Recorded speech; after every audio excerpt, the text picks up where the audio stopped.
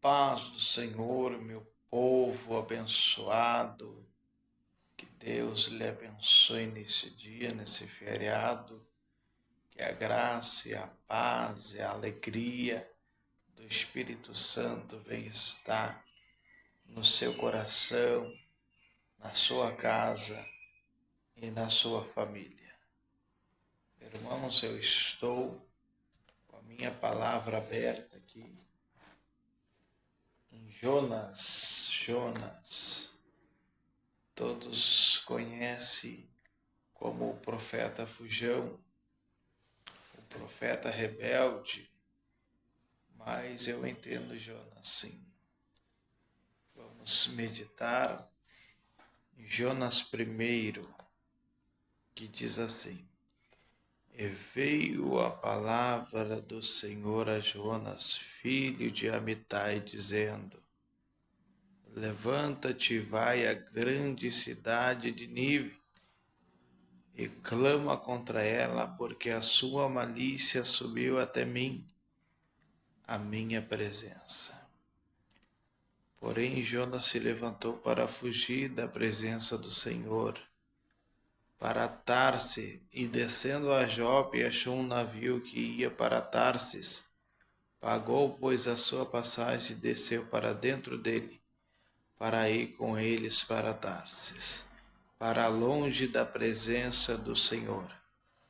Mas o Senhor mandou ao mar um grande vento e fez-se no mar uma forte tempestade. E o navio estava a ponto de quebrar-se. Então temeram os marinheiros e clamaram cada um ao seu Deus, e lançaram ao mar as cargas que estavam no navio, para aliviar do seu peso. Jonas, porém, desceu ao porão do navio, e tendo-se deitado, dormia um profundo sono. Glória a Deus, graças a Deus. Irmãos, temos falado de Jonas, filho de Amitai, o profeta, a qual Deus confiou para ir à cidade de Nínive, porque grande era a sua iniquidade, a sua malícia, a sua prostituição, o seu pecado. Muitos dizem, irmãos, nas pregações, que o pecado é como um cheiro de carniça que sobe as narinas do Senhor. Então isso incomodou o Senhor, e Deus chamou o seu profeta, chamado Jonas. Jonas,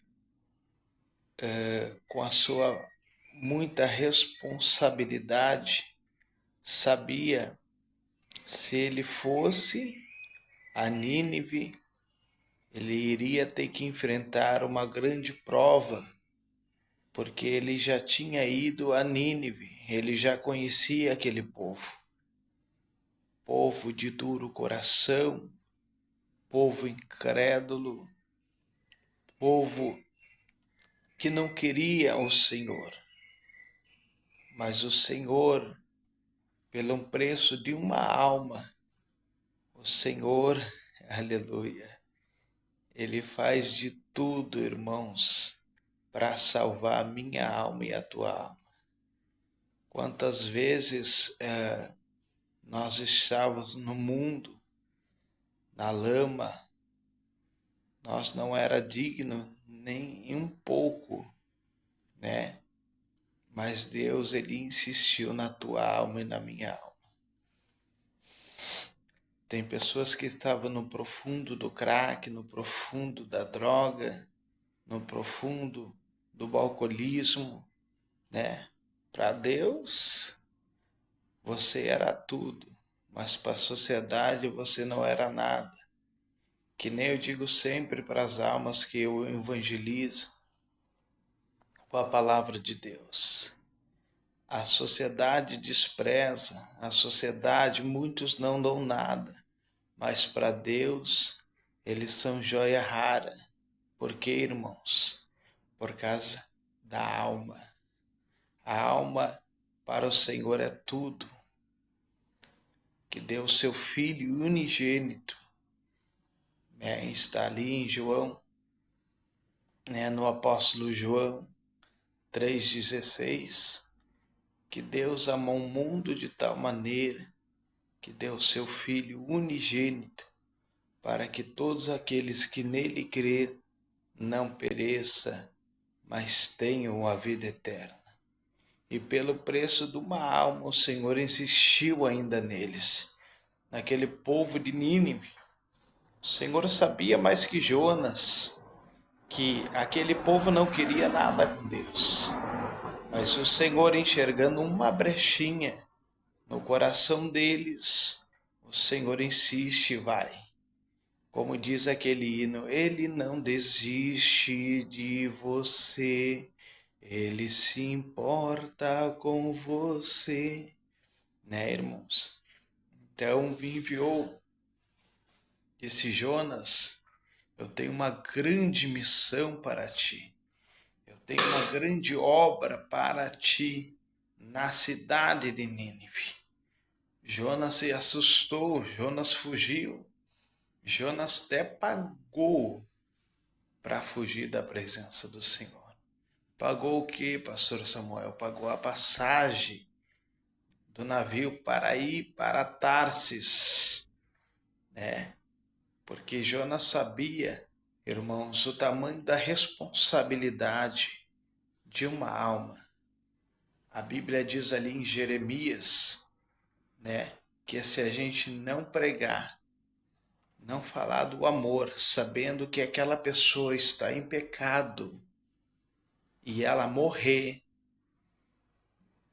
e a gente sabendo que aquela pessoa está no pecado e não falar de Deus, não falar do amor de Deus, né? Que Deus é quem dá a carta de perdão, né? A gente não pode julgar, mas sim Deus que dá a carta de perdão se aquela pessoa se arrepender.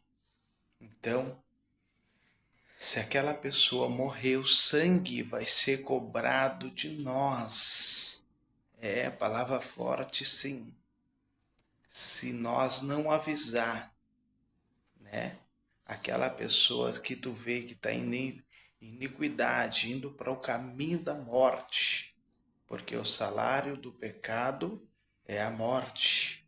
E a gente, sabendo da palavra de Deus, como profeta na terra, como pregador do evangelho, não avisar aquela pessoa, o sangue dela vai ser cobrado de você.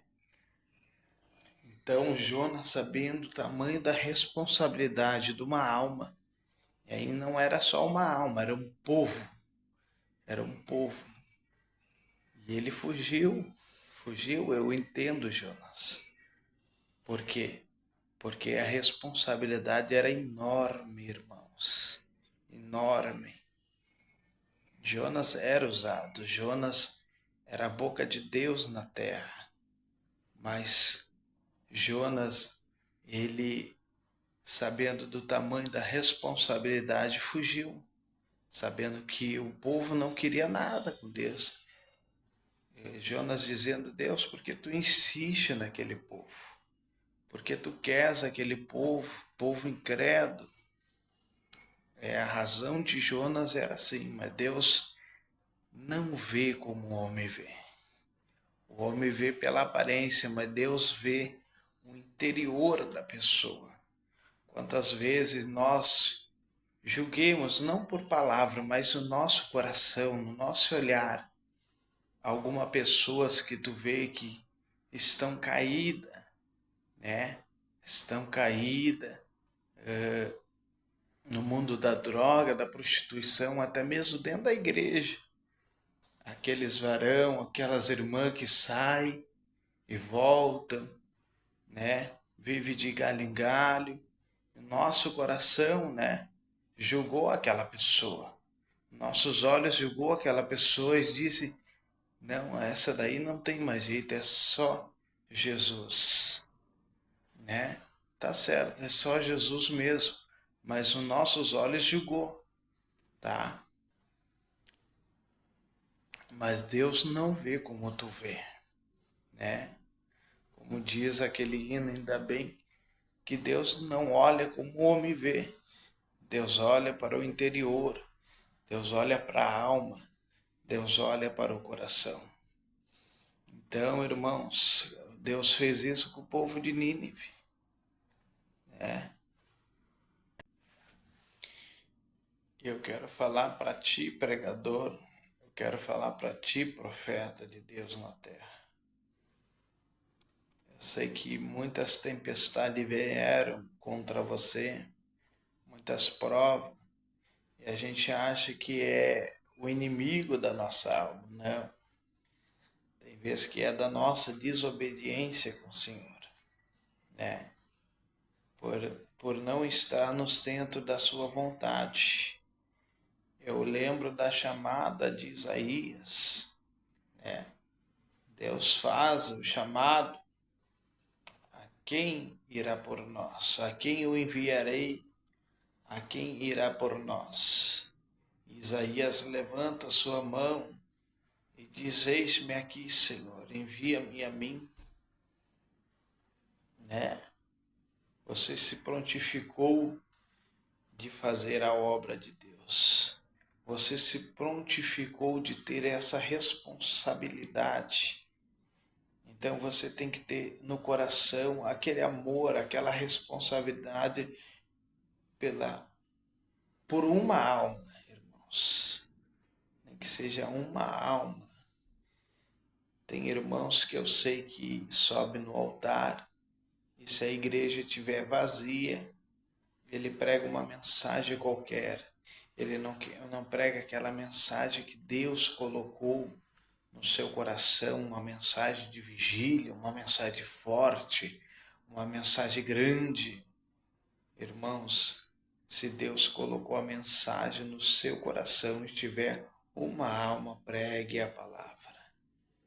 O apóstolo Paulo disse: ai de mim, se eu não anunciar o evangelho de Cristo. Ai de mim, se eu não anunciar o evangelho de Cristo. Você se inscreveu como um soldado de Cristo. Então esse soldado, ele tem que pregar a palavra, ele tem que estar revestido, ele tem que lutar, ele tem que pelejar. Não fugir da presença de Deus como Jonas. É responsabilidade sim, né, irmãos? Então, eu vejo Jonas no momento de fraqueza. Eu vejo Jonas no momento. Deus não pegou Jonas no momento onde ele estava se alegrando com os irmãos em vigília, se alegrando com os irmãos em retiro, se alegrando. Não pegou Jonas unido com a família, né? Momentos bons para o varão, para o servo de Deus. Não, Deus pegou ele na fraqueza. Sabe por que Deus pegou Jonas na fraqueza? É para se cumprir a palavra de Deus, que está, se eu não me engano, em 1 Coríntios, capítulo 12. Se eu não me engano, que diz que o poder de Deus se aperfeiçoa na fraqueza. E a graça de Deus te basta em todas as coisas, em todos os momentos. Pregue a palavra, anuncie a boas novas, anuncie o Evangelho de Deus, porque Ele te deu essa unção, Ele te deu essa graça, Ele te deu essa autoridade, Ele te deu, irmãos, pregue a palavra, as almas estão aí.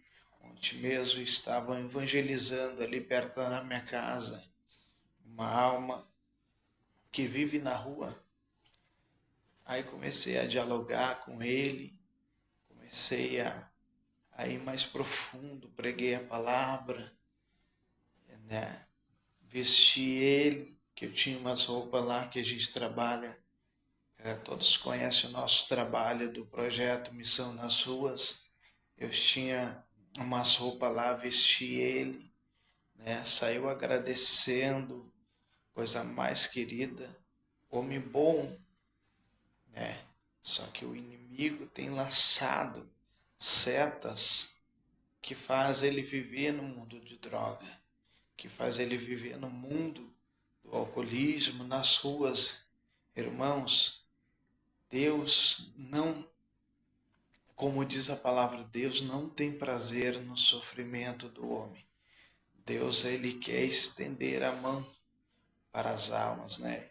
Então, muitas almas aí, até mesmo a gente prega, irmãos, tem que ir, as almas, né, que estão penando, mas está ao contrário hoje em dia. As almas estão vindo em nós, irmãos, e nós temos o pão da vida para dar para eles, né?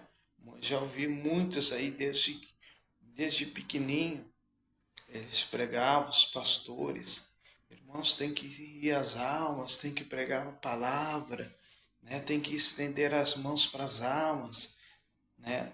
Deus te ergueu como um evangelista, né? Todo aquele que prega a palavra é profeta, então anuncia a palavra de Deus. Então, agora está ao contrário, irmãos. Olha o ponto que está chegando e você aí, né? Até mesmo militando com seu irmão dentro das igrejas, né?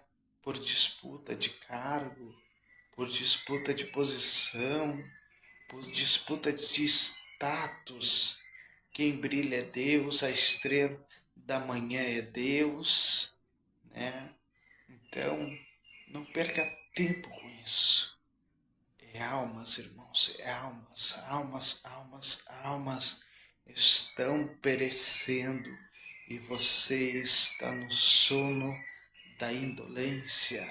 Você está no sono da indolência. Vamos pregar a palavra. Deus te levantou com grande poder e autoridade, né? Depois que passou a tempestade, Jonas, ele foi e pregou a palavra de Nínive. E Nínive, né? Então aquelas almas se renderam a Cristo. Aquelas almas pelas palavras que o Espírito Santo falou na boca de Jonas, aquelas almas se renderam a Cristo. Amém? Amém? Tem certas tempestades que pensamos que é o inimigo, mas não é. É a nossa desobediência por não anunciar a palavra de Deus. Vamos pregar firmes. Ora por mim, que eu oro por você, né? Como Jó orava pelos seus amigos, pelos seus irmãos, e Deus ia trabalhando, mudando seu cativeiro, mudando a sua história de vida. Amém? Ora, a gente tem que orar um pelos outros para que Deus nos dê graça para nós ficar de pé anunciando o Evangelho de Cristo. Grande é a fúria de Satanás contra o nosso ministério. Grande é a fúria do diabo contra a nossa família. Mas a partir de hoje estaremos orando por todas as famílias dos nossos irmãos e queridos amigos, para que Deus venha manter, né, e levantar o caído. Oremos pelo caído, né, pelo aquele que se encontra no chão, né, angustiado, depressivo, para que Deus venha estender as suas mãos potentes e poderosas e levantar ele, e ele ficar de pé como um soldado. Amém? Que Deus abençoe a todos. Fique na paz e graça de Deus.